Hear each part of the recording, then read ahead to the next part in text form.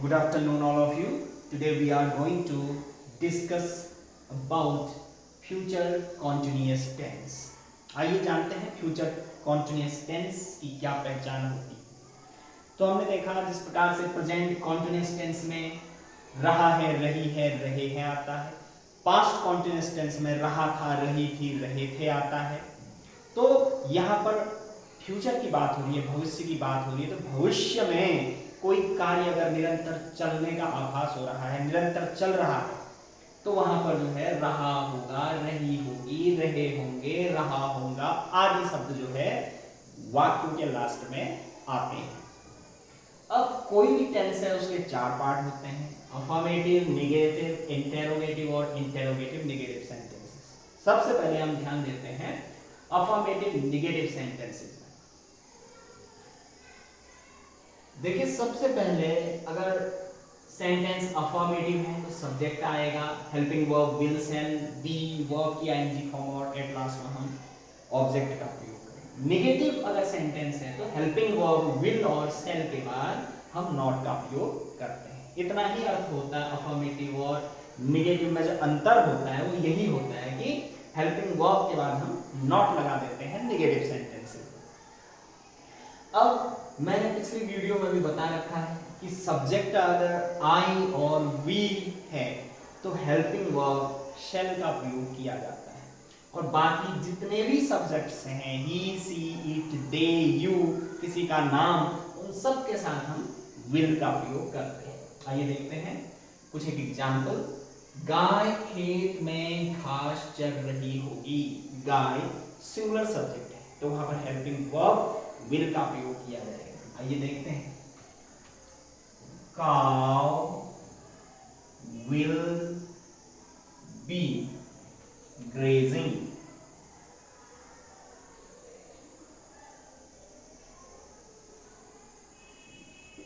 grass in the field।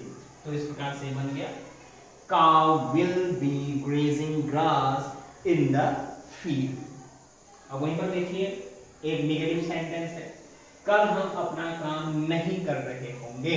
तो यहाँ पर सब्जेक्ट है हम, उसको कहते हैं वी, और वी के साथ हमेशा ही शैल का प्रयोग किया जाता है। कल हम अपना काम नहीं कर रहे होंगे। We shall not be doing और work tomorrow। We shall not be doing our work tomorrow। कल हम अपना काम नहीं कर रहे होंगे। तो हमने देखा we के साथ shall का प्रयोग किया गया, और उसके बाद ये नेगेटिव है तो not हेल्पिंग वर्ब shall के बाद हमने प्रयुक्त किया। तो एक तो बात हो गई अफर्मेटिव नेगेटिव सेंटेंसेस की। अब बात करते हैं इंटेरोगेटिव नेगेटिव सेंटेंसेस। इंटेरोगेटिव मतलब प्रश्नवाचक, इंटेरोगेटिव मतलब प्रश्नवाचक नकारात्मक।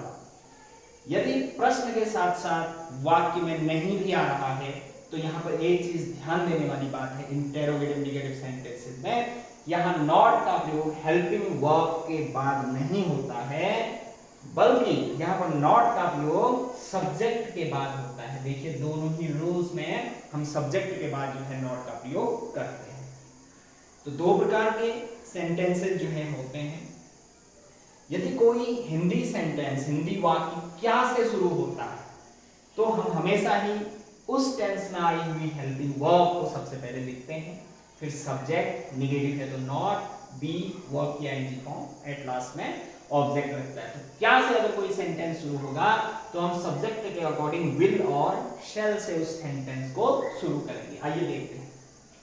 क्या माली पौधों को पानी नहीं दे रहा होगा? तो इसकी इंग्लिश देखिए कैसे बनेगी। Will the gardener, अब ये निगेटिव है तो गार्डनर के बाद नॉट आएगा सब्जेक्ट के बाद। Will the gardener not be watering the plants? Question, क्या माली पौधों को पानी नहीं दे रहा होगा? क्या से शुरू हो रहा है? हमने will से शुरू किया। Will the gardener not be watering?